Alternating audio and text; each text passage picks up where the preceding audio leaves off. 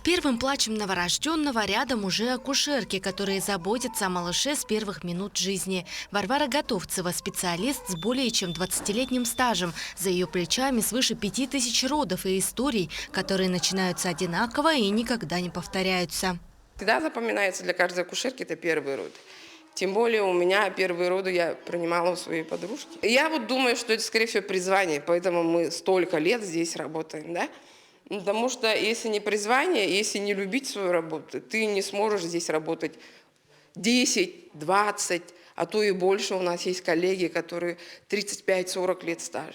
В медицину она пришла сразу после медколледжа. Сначала хотела стать педиатром, но выбрала акушерство и осталась в нем навсегда. Говорит, самое важное в работе – сохранить спокойствие и передать его женщине. А еще дома Варвару ждет одна важная роль – она мама школьника. Любит на хомусе иногда поиграть, на гитаре, да, тоже.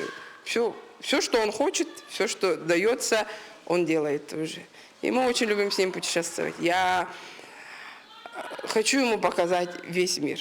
Акушерки сопровождают женщин на всех этапах, от начала родов до первых часов жизни малыша. Это работа, в которой медицинские знания неотделимы от внимания и поддержки. В перинатальном центре очень хорошие условия для рожениц. Палаты все у нас рассчитаны для семейных родов.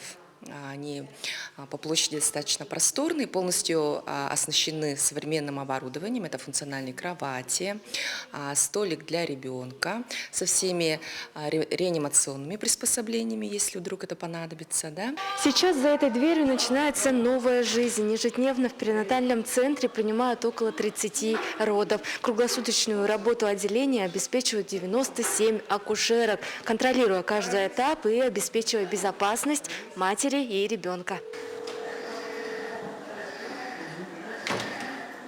С начала года в перинатальном центре родились 1784 ребенка, из них 904 мальчики, 887 девочки. И за каждой из этих цифр чья-то первая встреча, первый крик и люди, которые были рядом в этот момент. Даяна Федорова, Джулстан Никентьев, Якутск.